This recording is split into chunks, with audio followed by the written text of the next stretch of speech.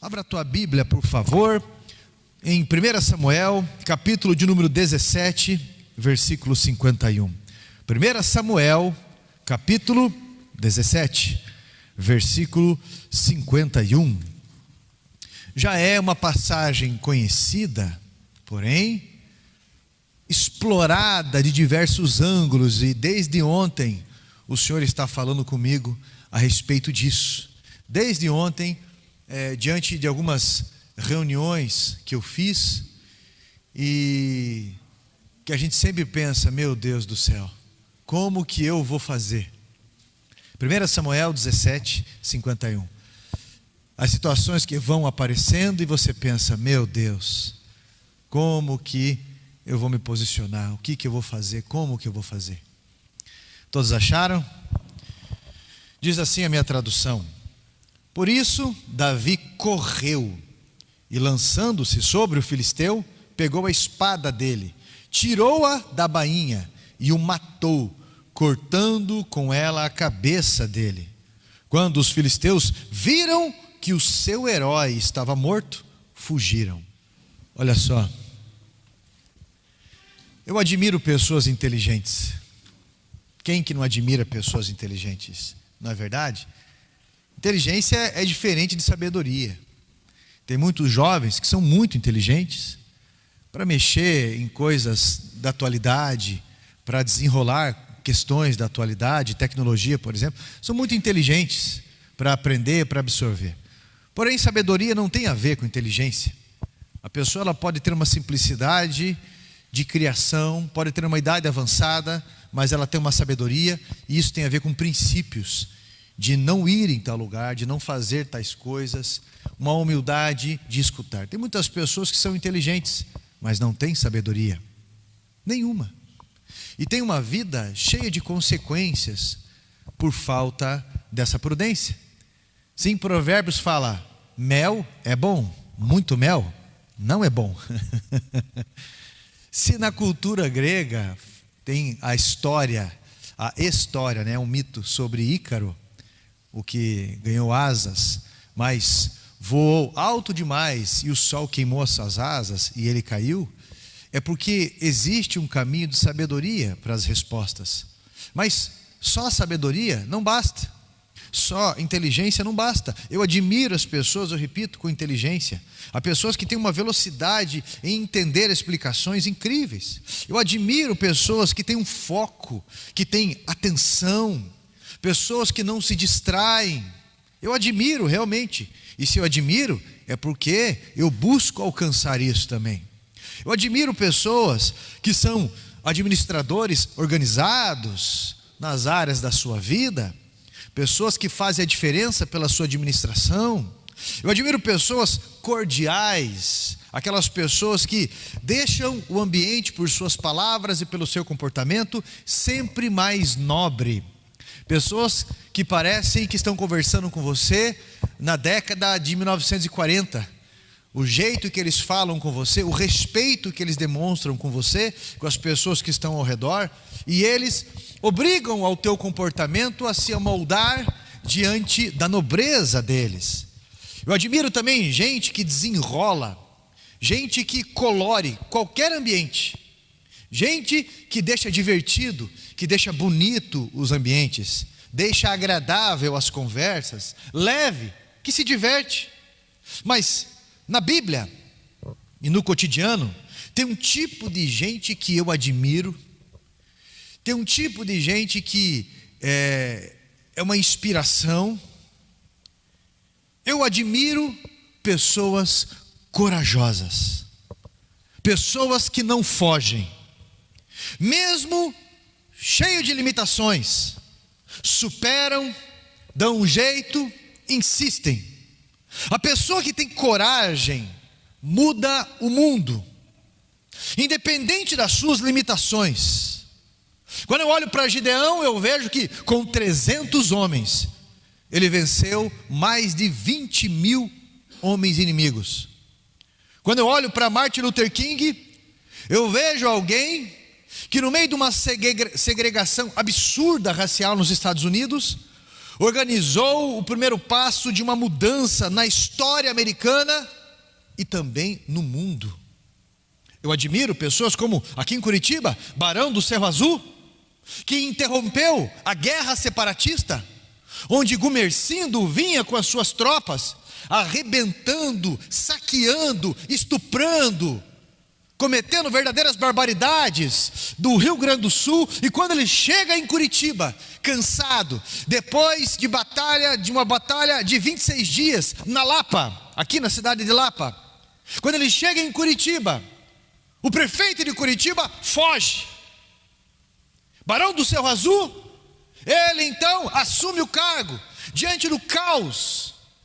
E então ele tem a coragem de ter uma conversa com Gumersindo, tem a coragem de propor um valor financeiro a ele, para que ele parasse com tudo aquilo, já que ele estava cansado, deu pouso. Então Gumersindo desistiu pela perspicácia, pela coragem do Barão do Cerro Azul, que tinha bens, era um barão da erva mate. Para quem não sabe, Curitiba é pioneira na erva mate no Brasil. Começou com os índios aqui, mas os jesuítas proibiram, porque haviam ligações religiosas, mas depois os jesuítas começaram a tomar também, e aí Curitiba começou a produção. E para você ter uma ideia, em 1900 girava-se em torno de 86% da economia de Curitiba só na erva mate. Quando você vai ver a região do Batel ali, a Comendador Araújo, era só a casa dos barões ali, para você ter uma ideia. Curitiba mandava erva mate para o Rio Grande do Sul, mandava para a Argentina, para o Uruguai, para outras partes do mundo. A Argentina se encarregava de encaminhar para o resto do mundo. O Mate Leão, que é uma marca famosa daqui de Curitiba também. Mas ele era um barão, ele não precisava fugir, ele não precisava assumir tais riscos. A questão é que ele encarou, foi traído depois de morto, e 40 anos depois foi reconhecido os seus atos. Eu admiro pessoas de coragem, pessoas que tomam atitudes sendo forte por quem não é. Eu admiro a Aimee Semple McPherson, que num período em que mulher não podia subir nem em altar, mulher não podia estar diante de púlpito, e ela pregou para multidões, e diante de mais de 80 mil pessoas, trouxe uma mensagem de Ezequiel capítulo 1, a mensagem quadrangular, o Evangelho de Cristo visto de 4 ângulos diferentes: Mateus, Marcos, Lucas e João, o que batiza, o que salva, o que cura, o que está voltando. E diante daquela multidão, pessoas foram curadas, salvas, tiveram a vida mudada. Enquanto falavam que rádio era coisa do demônio, que rádio era da besta, ela comprou a primeira rádio, tornando ela a primeira rádio evangelística do mundo. Ela comprou, aliás, uma rádio e tornou a primeira rádio gospel do mundo. Uma mulher que em 2 anos construiu um templo para 5.000 pessoas sentadas, sem dívida nenhuma. E depois uma faculdade anexo. E que só em Curitiba tem 156 quadrangulares, fora as congregações. E no Paraná tem quase 1.000 quadrangulares. Por quê? Porque é uma visão evangelística que não invade uma cultura, mas santifica a cultura. Enquanto alguns querem acumular. Eu digo essas coisas para você, eu admiro pessoas que têm coragem.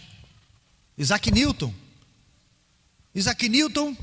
órfão de pai, desprezado pela mãe, tentado escravizar por um padrasto, por uma mãe sem instrução, investido por um professor chamado Henry, um menino que com todo aquele desprezo chegou a confessar que desejava queimar a casa com a mãe e o padrasto dentro, e que um dia, numa provocação da escola, descontou toda a sua fúria em um outro aluno que praticava bullying com ele por algum tempo. Quando o diretor pensou em expulsá-lo da escola, esse professor disse: existe um grande potencial ali a ser investido. Alguém teve coragem, investiu, conversou com a mãe dele, pagou o início da faculdade dele. Isaac Newton, num período de peste, se tornou formado como um teólogo, matemático, físico, professor em várias áreas. E todos aqui já ouviram falar da lei de Newton. Um homem que realmente mudou a história. E por mais que as pessoas sejam inteligentes, por mais que algumas pessoas tenham um padrão de beleza considerado acima da média, por mais que sejam pessoas cordiais, comunicativas, estudadas, por mais que sejam pessoas organizadas, por mais que sejam pessoas administradoras, elas vão trabalhar para quem tem coragem. Elas serão governadas por quem tem coragem. A coragem é o diferencial da vitória. A coragem é o diferencial da vida. A coragem define novos rumos. Com toda a simplicidade, Jesus teve coragem e não abandonou a cruz. Com toda a perseguição, Elias não tirou a própria vida e voltou ao lugar da perseguição. Com tudo que ia contra a sua vida, Deus usou ainda para deixar um legado. A mulher do fluxo de sangue teve coragem e se levantou para tocar em Jesus. Meu irmão, se você quer vencer, em nome de Jesus, tenha coragem. Tenha coragem. Tenha ouvidos para a coragem. Tenha ótica para a coragem. Tenha posturas, independente da tua idade, para a coragem. Tenha movimento, independente da tua condição financeira, para a coragem. Tenha coragem. Olhe no foco da coragem. Davi, ele se tornou um exemplo de como se enfrenta um problema, tendo coragem.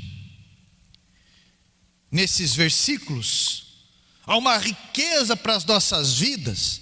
Por isso está registrado há milhares de anos. Um verdadeiro exemplo de alguém que não era para ser nada. Alguém insignificante, da menor tribo, da menor família, e ainda não era irmão do mesmo pai e da mesma mãe, só do mesmo pai. Alguém que era desprezado entre os irmãos, o mais novo, um ruivinho, colocado no campo para apacentar ovelhas, que era o serviço mais simples que tinha na época. Alguém que levava marmita para os seus irmãos que estavam lá no campo de batalha, sem batalhar, mas no campo de batalha. Davi, quando ouviu uma afronta, ele teve uma coragem revolucionária. Ele tomou o seu cajado de pastor, ele apanhou 5 pedras e colocou no alforje. Cajado significa autoridade. Cajado, ele significa algo, um lugar onde você se apoia. Deus te chamou e você tem que aprender a se apoiar nisso. Eu tenho vontade de me enterrar às vezes, eu tenho vontade de não sair da cama a maioria das vezes. Eu não tenho vontade de falar um monte de coisa, mas eu acredito no que eu falo, eu acredito, por isso eu levanto.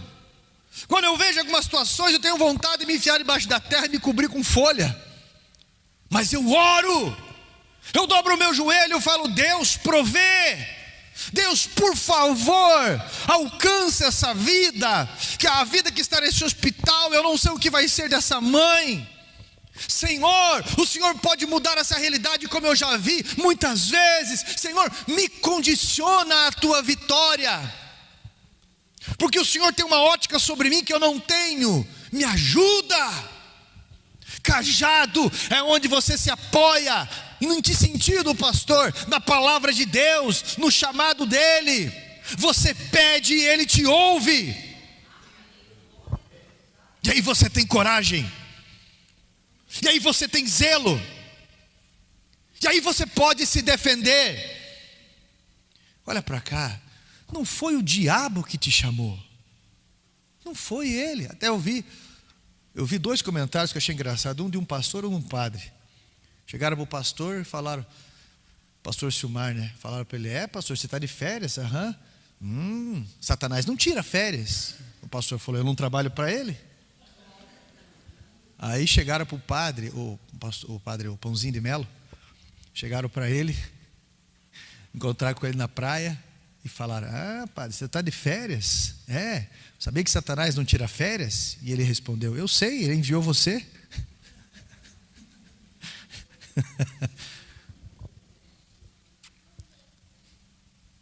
Você não trabalha para o diabo, não foi o diabo que te chamou. O diabo, ele já está vencido. O diabo é uma vacina. Como assim, pastor, uma vacina? Quando você recebe uma vacina, seja contra tuberculose, hepatite, seja do Covid, seja qualquer vacina que você recebe, o vírus, ele está quase morto. Por quê? Ele está praticamente morto. Para que o teu organismo, ele reconheça e desenvolva uma defesa. Então, quando vier esse vírus, o teu organismo já sabe qual é e já tem defesa suficiente para isso. Essa é a função da vacina. Satanás, ele já é um ser derrotado. E quando Deus permite, é para nos deixar ainda mais fortes. Às vezes a gente está tão fraco que recebe aquela vacina da gripe, com o vírus quase morto, mas ele nos abate. Mas porque nossas defesas estão fracas. Só você pode sair dessa situação. Pare de jogar a culpa nos outros. Sua autoridade, ela vem do alto e serve para você se apoiar, se defender. Apoiar não num pedaço de madeira, mas em quem te deu este cajado, quem outorgou, eu não consegui falar essa palavra agora, quem entregou para você esse insígnia, essa autoridade, porque você vai em nome do Senhor dos Exércitos. Davi pegou 5 pedras e colocou no seu alforje. Eu quero que você carregue agora essas 5 pedras como estratégia para que você vença, para que você tenha coragem de inovar. O que eu vejo muitas vezes é a intimidação. Uma vez eu fui trazer uma mensagem só para homens, e eu vi uma igreja cheia de homens, só que eu vi todos aqueles homens amarrados pelas mãos, amordaçados. Eu vi só um homem que não estava lá, um homem que estava lá no meio, e esse homem não estava amordaçado, assim, não estava amordaçado, não estava algemado por essas cordas. O resto dos homens estavam todos assim, parecia que tinha um grito em cima da cabeça deles, e eles estavam intimidados. De tanto martelar, as ideias foram embora. É um pisar em ovos, onde eles devem ter coragem, proteger, onde eles devem ter autonomia, onde para se mover tem que ter admiração. O que tem era exatamente o contrário. Mas eles estavam dependendo de vozes erradas para se posicionar. Eles estavam com expectativas e com posicionamento totalmente errado. Por isso estavam totalmente amarrados, intimidados. E o Senhor me deu uma mensagem aquele dia. Primeiro ponto que Davi teve que enfrentar para aprender a ter coragem. Ele teve que vencer o desprezo. Meu irmão, seja qual for a situação que você vai enfrentar, vença o desprezo. Porque a carência cativa a gente. Nós somos provocados, ensinados há uns 20 ou 30 anos para cá, a sermos vítima, a ganharmos as coisas no discurso de vítima, a ter autocomiseração. E a autocomiseração, o ai que dó de mim, ela engana você. Ela tira o teu merecimento, a tua dignidade, a tua coragem. Vença o desprezo. Nós somos desprezados pela nossa condição financeira. Nós somos desprezados pela aparência. Esses dias uma pessoa veio falar para mim: pastor, você sabe como que você é visto na sociedade? Quando fala você, é o geral. Pelo relógio que você usa, pelo celular que você tem, pelo sapato que você tem. Eu falei: eu ando de bota. O meu relógio, acho que o máximo que eu paguei até hoje foi R$60, no Cantinho da Fé. O meu celular é sempre Android. Para mim o importante é a memória. Ali, se a câmera for boa, não ajuda, porque aí tira detalhes da gente, aparece detalhe. Falo brincando. Eu não tenho problema com isso. Não tenho problema chegar num lugar com um carro simples. Não tenho problema chegar num lugar com pessoas que confiam em alguns bens e algumas coisas. Não tenho problema. Por quê? Porque eu já venci o desprezo lá atrás. Nós precisamos entender isso. 1 Samuel, capítulo 17, versículo 42, quando o filisteu viu a Davi, desprezou a Davi, porquanto era ruivo e de gentil aspecto. Ele não tinha cara de guerreiro. Às vezes as pessoas falam: você não tem cara de esposa, sabia? Sabia que você não tem cara de gente casada? Você não tem cara de marido. Você não tem cara de pastor. Você não tem cara de administrador, não. Ih, rapaz, você não... Olharam para mim, quando eu comecei a namorar minha esposa, chegaram familiares, pessoas: esse rapazinho é um galizezinho. Olha que pia seco. Meu apelido na escola era Costela. Era verdade, era Costela. Devia pesar ali também uns 50 quilos, sujo e sem banho e de barriga cheia. Quando eu assumi a igreja, da mesma forma, algumas pessoas falavam muitas coisas. É um menino, não tem cara de pastor. Eu ia nos encontros e eu me lembro que eu encontrei com membros na rua, membros da igreja na época, na rua ou em eventos, e eles tinham vergonha de me chamar de pastor ou dizer que eram da igreja, porque estavam no meio de outros pastores, porque eu não tinha aquele bigode branco, nem aquela calça bege com fundo no joelho, aquele bigode branco e que a parte de baixo é amarelo. Porque toma café e depois fica fazendo assim, ó. Eu não tinha e não tenho. Eu não tinha aquele sotaque, fica miseriqueima, varão, varou. Aquelas ideias assim. Desprezavam a Davi como desprezaram você. Nós somos desprezados não só pela condição financeira, pela aparência. Nós somos desprezados onde nós moramos. De pessoas chegarem: você é pastor lá no Sabará? Você não tem fé? Olha o que a ousadia de um outro pastor chegando a falar isso para mim. Você não tem fé? Eu falei: é ali que eu tenho fé. Eu não sou adotado por ninguém.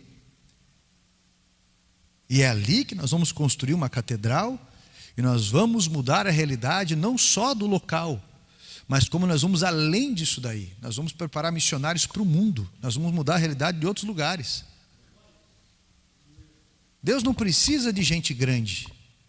Deus pegou Abraão e a sua esposa, que era estéril, um homem de idade, uma mulher de idade, ela era estéril, e transformou numa grande nação, porque a glória é dele. Nós somos desprezados pelo nosso passado, o que muitas pessoas falam. Davi era marcado pelo desprezo. Fora desprezado pelo seu pai, 1 Samuel 17, do 28 ao 33. Foi desprezado pelo filisteu. O filisteu olha para ele e fala: vocês estão tirando comigo, né? Olha o tamanho do guerreiro, o herói dos filisteus, do exército dos filisteus. Vocês me mandam esse piá sem armadura, com essa carinha dele de dove, com esse cabelinho aí de, sei lá como é que é o nome daquilo, velatom. Não tem cara de guerreiro. Talvez tivesse a vozinha fina ainda. Quando você pensa assim: você vem contra mim, com lança, com espada, mas eu vou contra ti, em nome do Senhor dos Exércitos. Você olha ali, é um piazinho: você vem contra mim, com a voz do Mickey. 17 anos, 18, 16, eu não sei. É lógico que aquele homem, o chamado de gigante, um homem que tem um histórico de batalhas, vai olhar para aquilo e vai falar: pô, vocês estão diminuindo aí a minha pessoa. enviando esse carnicinha para lutar contra mim. Ele foi desprezado. Mas você precisa vencer o desprezo. Você precisa saber quem você é. Olha para cá, você que está casado e está cativo no casamento. Ninguém fica admirável sendo mimizento. Ninguém fica. Eu sempre lembro, e vou lembrar de novo, quando chegou uma jovem de uns 22 anos até o altar, uma vez, e falou: pastor, meu marido, acho que ele não me ama mais, não me procura, ele não olha, não fala mais nada, parece que ele não gosta de mim. E começou a falar algumas coisas, e eu disse: olha só para você, está escorrendo lágrima por aqui e lágrima por aqui. E uma vez eu vi pichado num muro, escrito assim: não corra atrás das borboletas, cuide bem do seu jardim e as borboletas virão. Quando o teu marido conheceu você estava como? Sorridente, feliz. Você estava confiante. E agora como que você está? Ranhenta, correndo atrás dele desse jeito, toda hora, pedindo atenção, mendigando atenção. Você não está enxergando o teu valor, não? Você não está enxergando quem você é? Como você é uma jovem bonita? Realce isso, deixa aparecer. Da mesma forma, eu já falei isso para homens, para rapazes. Eu falei: você está mendigando. Mulher nenhuma vai admirar uma pessoa que fique mimizenta, reclamando toda hora que quer atenção. Mulher nenhuma vai admirar um homem sem coragem, que fica com palavras negativas, dengosa e tudo mais. Você precisa enfrentar desafios, ter iniciativas. Você precisa ser um guerreiro. Esses casamentos estão até hoje em pé porque alguém teve coragem para ter atitude. Eu lembro na época a moça falou assim: mas eu não tenho nem dinheiro para comprar roupa. Eu falei: da igreja tem roupa por R$1. Esses bazares de igreja. Lembrei até hoje, a Alessandra com a caixinha de som fora da igreja. Roupa R$1. Fazendo o bazar com a caixa fora. Mas é verdade. Eu estou falando para você: vença o desprezo. Vença o desprezo, porque o seu interior precisa ser curado para Deus realizar através de você. O seu interior precisa ser curado para Deus realizar através de você. Eu estava com uma pessoa esses dias, e a pessoa falou, uma pessoa milionária, e falou bem assim: é lógico que as pessoas ficam próximas a mim por conta do meu dinheiro. Se eu perder o meu dinheiro, ninguém fica próximo de mim. Eu falei: eu fico. Duvido que fique. Eu falei: eu só ando com nóia. Eu só ando com pessoas para ajudar elas. Você não pode dizer que eu, quando estou perto, é por interesse. Porque eu não fico pedindo dinheiro para ninguém. Nem favores eu fico pedindo. Simplesmente eu faço. E quem quer fazer, se dispõe. Aí eu concordo. Mas você tem que ser curado por dentro. Porque senão, você vai achar que sempre será desprezado. Meu irmão, Deus realiza através de você. Não seja tão atingível assim. Há pessoas que são muito ofendidas, já chegam ofendidos em ambiente. Que na igreja as pessoas ficam olhando. No trabalho, alguém pegou, olhou no meio, está falando de mim. Podem falar, podem não falar, mas as pessoas dizem muita coisa sobre nós. Mas você sabe quem você é em Deus. Você sabe o seu valor. Davi sabia quem ele era em Deus, e ele teve coragem para vencer o desprezo. Porque Satanás tenta usar o desprezo para te intimidar. Você não é ninguém aí, Você não é ninguém. Se essa pessoa não falar que te ama, não há amor na tua vida. Se o teu pai ou a tua mãe não valorizou você, quem que vai valorizar? Ou seja o que for, meu irmão, há um caminho que você precisa entender, um encontro com Deus que você precisa entender o seu valor. E aprender a se amar também. Jesus falou: ama o próximo como você também tem que se amar. E tem que entender o valor que você tem. Você tem que amar o seu cabelo, ou a falta dele. Você tem que amar o seu corpo. Você tem que amar o seu sorriso. Você precisa cuidar, embelezar. Você precisa amar a sua casa, amar o seu carro, amar o seu trabalho. Quando eu falo isso, eu estou falando sobre zelo. Eu não estou tirando os pontos de prioridade. Mas a pessoa comprou um carro, tá aí esse porqueira, nem lava. Dentro é um cheiro de chulé, não é? Comida derramada, demônio ali no meio, pegando carona. Se jogar um leitão, um rato no meio, ele faz assim. Parece que desentupiram pia bem no carro. É aquela casa, tudo jogado, olha, aquela louça, meu irmão, que tem um grêmio ali dentro, um geleia do caça-fantasma, aquela camisa verde, assim, aquela gosma verde, toda aquela, meu irmão, aquele quarto que, cheira sofá de cachorro. Parece que pegou chuva umas 200 vezes ali, secou, molhou, né? Aquela plantinha ali não é planta, é um bolor desse tamanho que já está ali. Parece aqueles dentes de leão que vai assim, sai voando. É você que está desprezando a tua vida. É você que está desprezando a tua aparência. Não ajeita essa barba que fica aquele espelho, às vezes. Falo isso porque tem gente assistindo, aquele espelho no pescoço que cruza assim, ó. Aquele bigode que a pessoa vai dar risada, entra até no vão dos dedos. Aqui assim. Barba que cheira azedo. Tem queijo derretido ali do mês passado. Moça que quando abre a boca, o hálito, meu Deus do céu. Parece uma fossa. Não se cuida. Independente da idade, há pessoas que não se cuidam. Meninos com chulé, que misericórdia. Ambas as partes. Precisa se enxergar o valor. Vença o desprezo. Tenha vida. Segundo ponto que Davi teve que vencer. Ele venceu as maldições. 1 Samuel 17:43. A Bíblia diz ali em Provérbios 26:2, a maldição ela precisa ter uma causa para ela poder prosperar.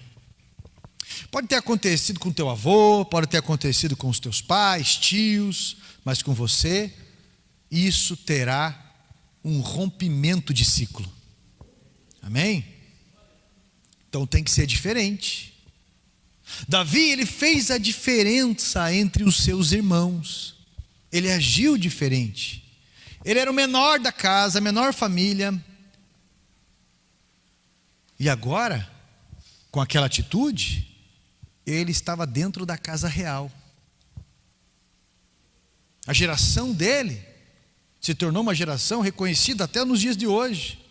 Isso é, Davi, ele venceu as maldições, ele decidiu romper com velhos hábitos. Mas o meu pai era assim, mas o meu tio... Meu irmão, meu avô tocava em baile, meu pai era do baile, eu decidi romper com o baile. Não estou dizendo que você não pode se alegrar, não é isso.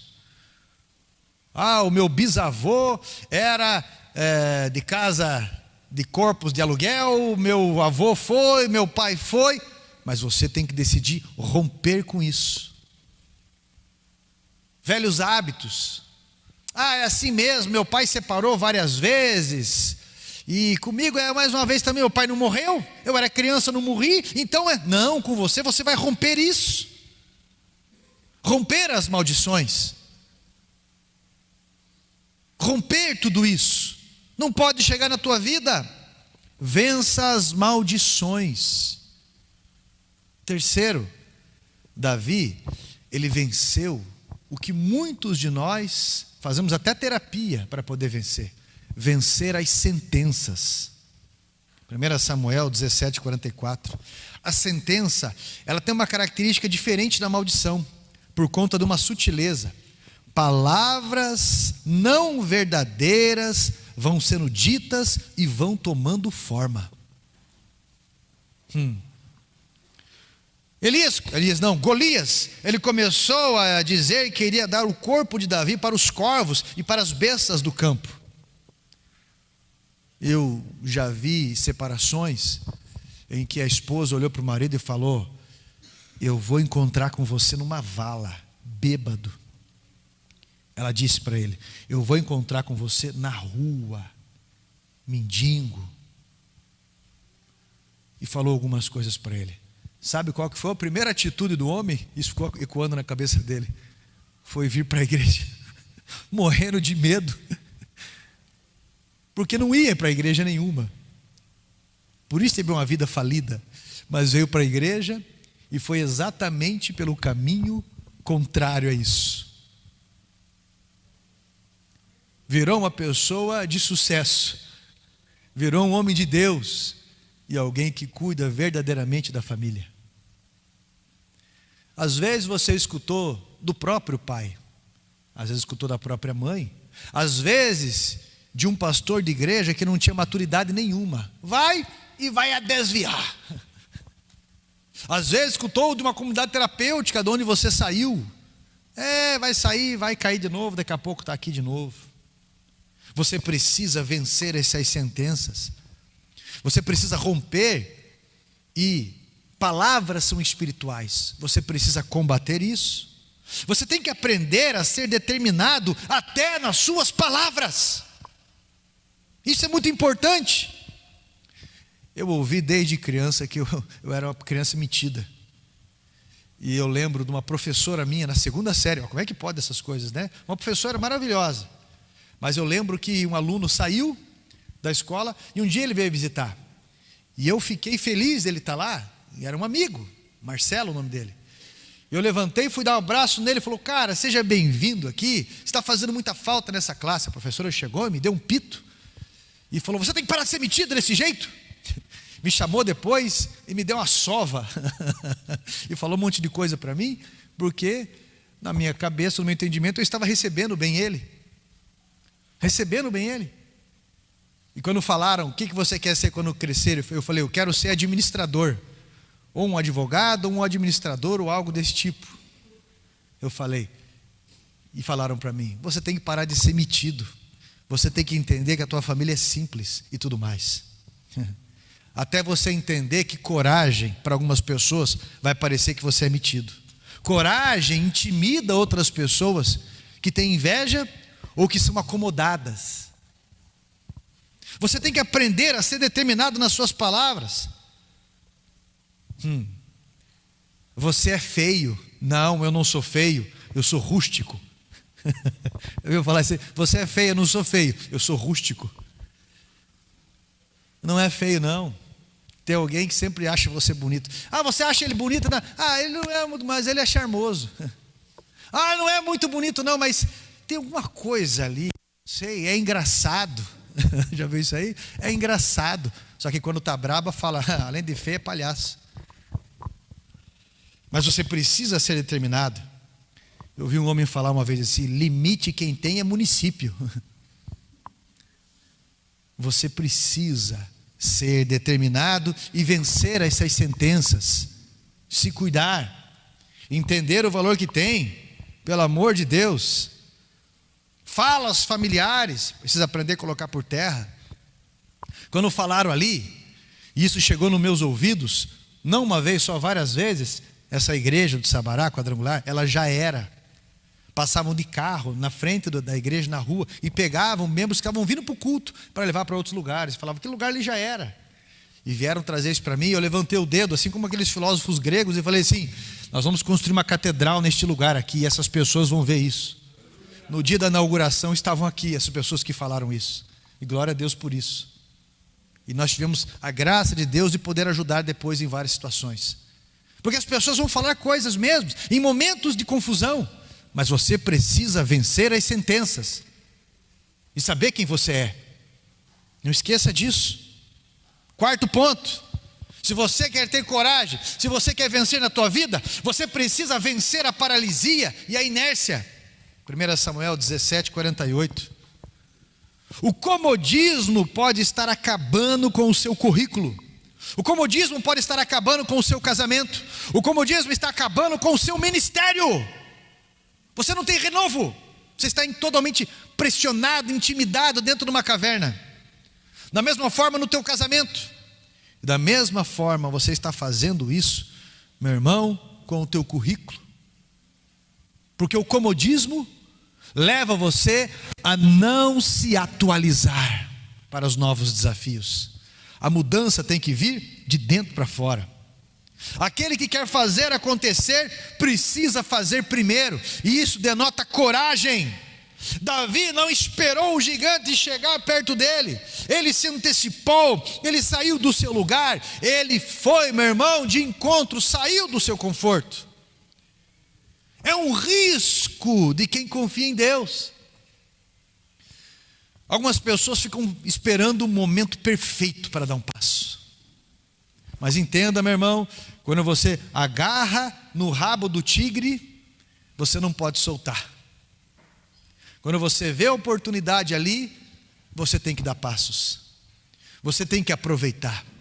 Algumas pessoas ficam falando, ano que vem sim, deixa passar esse final de ano que é muito turbulento, ano que vem vamos me matricular no ITQ, não, ano que vem sim, ano que vem eu vou deixar desse vício, eu vou parar, semana que vem sim, aí eu vou assumir tal coisa, eu vou fazer diferente com a equipe, não, ano que vem sim, porque agora nós já estamos em outubro, olha, ano que vem sim, vou fazer um projeto diferente com a minha família, e meu marido, e a minha esposa aqui vai ser, e no trabalho, ano que vem sim, não, você precisa sair da zona de conforto, e essa mudança começa hoje aqui com essa mudança de hábitos. Uma pessoa corajosa, às vezes ela investe loucuras na sua vida. Eu acredito nesse ministério. Eu digo isso porque eu ofertei um alqueire de terra para a gente poder pagar o terreno. A única herança que a minha esposa pegou foram colares de ouro, anéis de ouro, pulseira de ouro, e tudo isso nós ofertamos na obra para poder pagar essa construção também. Porque eu acredito, 3 vezes eu fiz um propósito com Deus, entregar minha caminhonete, e eu sei do que eu estou falando diante de Deus. Eu falei para Deus, Senhor, o Senhor quer, eu vou vender, eu entrego o dinheiro total. E Deus deixou bem claro para mim, não, você não vai fazer isso. 90% eu uso para a obra. Eu acredito, você precisa sair da zona de conforto. Agora tem gente que tem medo de ofertar na vida, de dar um passo, de investir, de melhorar. Você precisa acreditar. Você precisa, meu irmão, incomodar o teu futuro. Eu vou repetir, você precisa incomodar o seu futuro. Esses dias eu vi uma frase interessante que diz assim: quem vê a casa construída, aguenta o processo. Quem tem visão do que quer, aguenta, tem disposição para passar por todo o processo. Você sabe o que é imaginação? São fotos do teu futuro. Você está olhando. O templo do jeito que está aqui. Eu tive uma visão, só que a visão que eu tive, ela tinha galeria. E eu vi o dia da inauguração. Quando eu entrei no templo, eu olhei e eu falei assim, que frustração. Porque eu estou trabalhando para que seja algo muito maior, melhor, e pessoas e assim assado. E eu lembro que eu cheguei para o pastor Rogério e falei, pastor Rogério, eu imagino algo muito maior. Eu estou frustrado, eu estou feliz, mas eu estou frustrado. Falei isso. Som. Alguém tentou boicotar aqui. Som. Travou ali? Então tá bom. E eu disse para o pastor, eu estou frustrado, mas eu entendo que é um processo, pastor. Foi o que eu disse para ele. Eu entendo que é um processo. E eu sei que são etapas. E por isso nós continuamos guerreando e tudo mais. Amém? Aí, agora deu certo. Som. Mal ou menos, né? Mal ou menos, voltou aqui. Mas olha só. Eu tive essa visão e eu cheguei e eu lembrei quando eu estava conversando com o pastor Rogério sobre isso, que era exatamente a visão que eu tinha tido. E nós iríamos fazer a galeria ali. mas aí nós desistimos por conta de uma questão estratégica, né? Vai fazer galeria aqui, faz a galeria ali. Ah, mas é para caber mais gente. Não, faz mais cultos no dia. Faz mais salas para lá e faz mais cultos no dia. Mas enfim, só para você entender a importância disso. Isso, pode acender essa aqui também. Ou tá? Ah, não? Pelo jeito caiu, tá meia fase aí? Então tá bom. Olha só, gente. Você precisa vencer a paralisia e a inércia. Em que sentido, pastor? Você precisa colocar datas. Ah, eu vou parar de fumar. Quando? Eu estou parando, me dá só um. Não. Quando você vai parar, marca, ó, até amanhã eu vou fumar, até hoje eu vou fumar. E não vou fumar mais, a partir de hoje. Você sabe que a ansiedade vai vir. Você sabe que o desafio vai vir. Você sabe que vai vir. E quando vier, meu irmão, você tem que saber que passo que você vai dar por conta dessa ansiedade. Você tem que vencer a inércia, esse comodismo. Marque data. A partir de hoje, ó, olha interessante, quando você olha para a vida de uma pessoa derrotada, ela tem um comportamento de faraó, que tinha tudo, e de repente Deus usa Moisés para chegar lá e falar assim: olha, essa praga que está aí de rã, essa praga que está aí de mosca, essa praga, o Senhor está dizendo para você, deixa o meu povo ir. O que o faraó respondia? Tá bom, amanhã eles podem ir, amanhã. Por que não agora? Quer ficar a noite inteira sofrendo? Amanhã eu vou arrumar. Ano que vem eu vou tomar tal postura. Ano que vem. Não. Vença a inércia. Quinto ponto para eu finalizar com você, a quinta pedra. Vença, esse aqui é primordial, né? Muita gente diz que não tem coragem por conta desse ponto aqui. Vença o não ter. Vença o não ter. 1 Samuel 17:50. Enquanto Saul dependia de armadura, Davi entendeu que a sua estratégia de vitória era o Senhor. E o que ele era bom mesmo, naquele momento, não era espada não. O que ele era bom mesmo, era naquela funda dele, que você girava e atacava aquela pedra com uma força extraordinária. Tem muita gente lamentando por não ter uma estrutura, não ter uma condição, não ter uma formação, não ter um caixa, não ter ajuda do marido, não ter ajuda da esposa, não ter ajuda dos filhos, não ter ajuda dos pais. Davi não tinha espada, não tinha ajuda dos seus irmãos, que pelo contrário, tinham inveja e ainda combatiam contra ele. Davi não tinha esposa. Davi, o Golias, foi o primeiro gigante que ele enfrentou. Depois ele enfrentou algo muito pior, que foi o sogro dele, que o perseguia. E ainda ele não podia nem matar o cara. E ainda quando Deus liberou algumas coisas, ele entendeu que ninguém vai ferir um ungido do Senhor, vai sair ileso.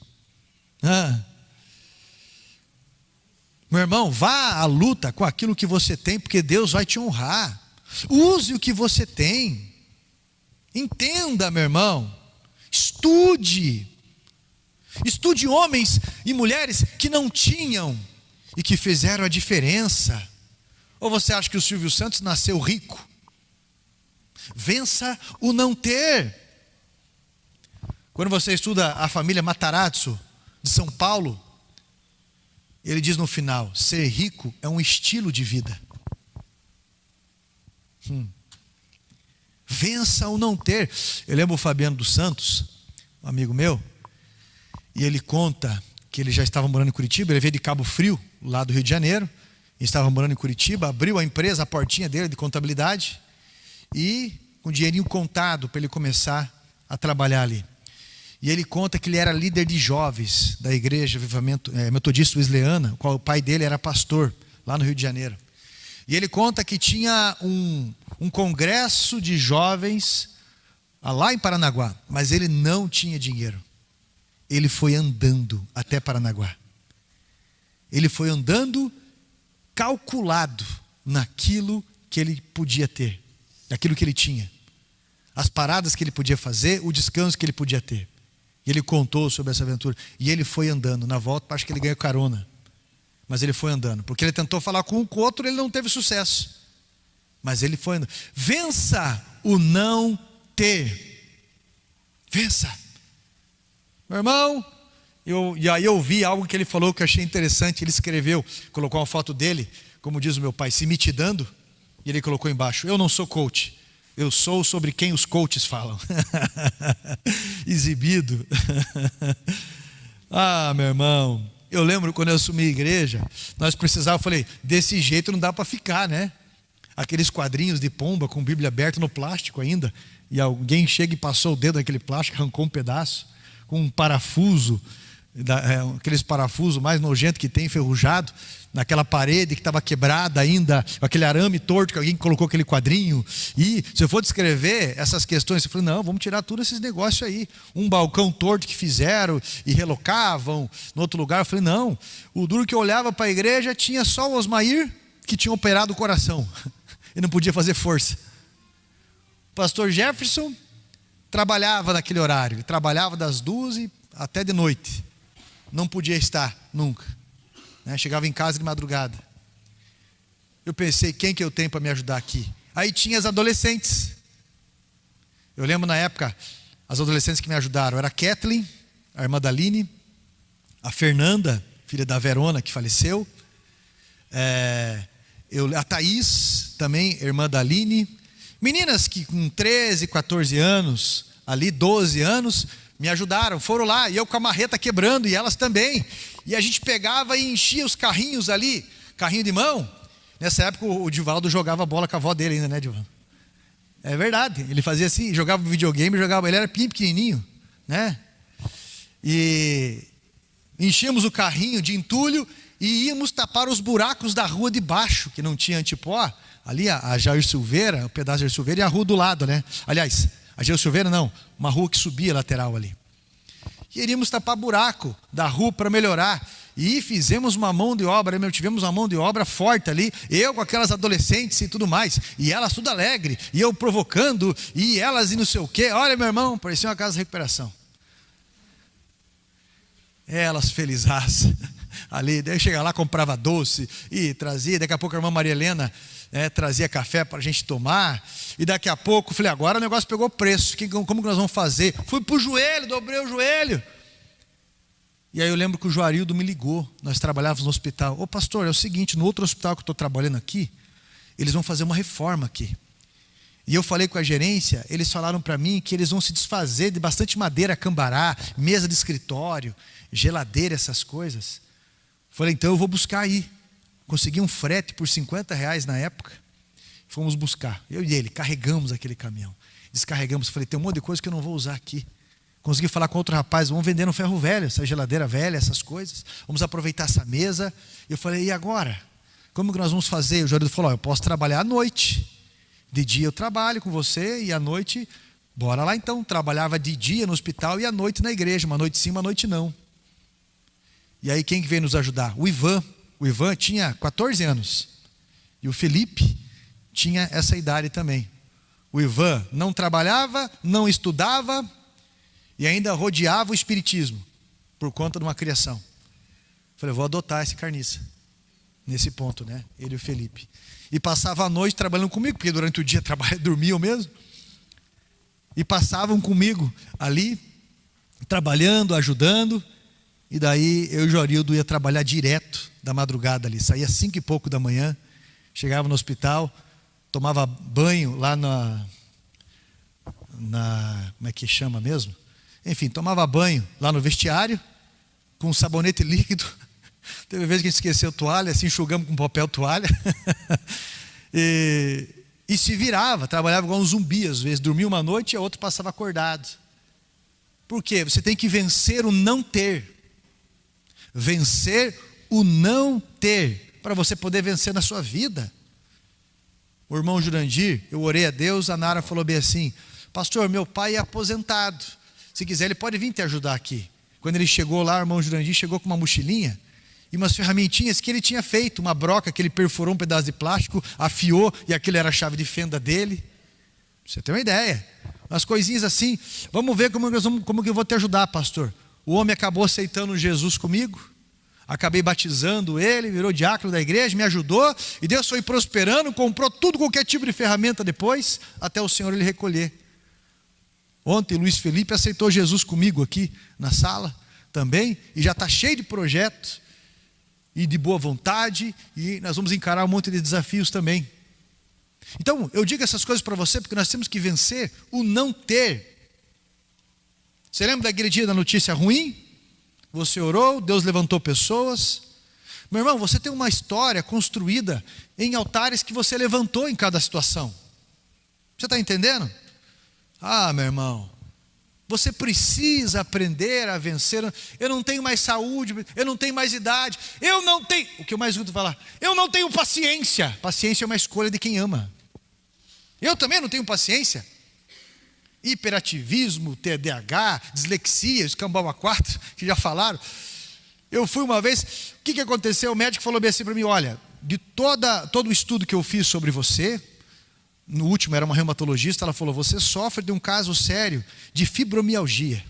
Falou para mim. E me receitou alguns remédios de tarja preta. Falou assim, esse medicamento ele tira esse excesso de dor, é um comando para o cérebro para tirar o excesso de dor que você tem no teu corpo. E eu agradeci ela, eu saí de lá e eu não comprei o remédio, falei, eu vou fazer exercício. Todo campeão tem dor e aprendeu a lidar com a dor. E eu sei que a questão da fibromialgia tem a ver com o emocional. Eu vou para cima enquanto Deus me der força. E eu sei como é que começa essa história de tarja preta. E eu fui para cima. Vença o não ter. Vença a tua idade. Pouca ou o que você considera muito. Vença, seja o que for. Mesmo numa maca de hospital, tem um senso de missão dentro de você. Você pode orar por pessoas. Vença a condição, supere essa condição. Nós estamos construindo e mudando a história deste bairro, de Curitiba. E nós vamos chegar até a África, até Guiné-Bissau, onde precisa ser chego, até crianças que estão lá. Vencer o que não tem. Vencer, meu irmão, porque o Senhor é o Deus que provê sobre as nossas vidas. Vença a UTI, vença toda e qualquer sentença, porque Deus te chamou para você ter coragem. Quem tem coragem, meu irmão, vai estar à frente. Davi, com essa idade que ele tinha, ele foi morar no palácio e depois ele se tornou rei de Israel. E um dos maiores reis que Israel já teve. Por quê, pastor? Porque ele teve coragem. Coragem, determinação. Não é humilhar pessoas, não. Não é ser soberbo, não. É ter coragem. E Deus, Ele vai agir na tua coragem. Se coloque em pé em nome de Jesus. Quando Davi venceu, sabe o que ele fez? Ele pegou a espada do gigante, que era uma espada grande, e ele ofertou no templo, para dizer que é o Senhor que lhe deu vitória. Por isso Davi permaneceu no templo. Quando Saul venceu a primeira batalha, ele não entregou nada no templo. Ele mandou construir uma estátua dele mesmo, como honrarias a ele mesmo. Por isso ele perdeu o trono. Nós não podemos esquecer que quando Deus nos dá a vitória, é um altar que Ele quer que a gente honre.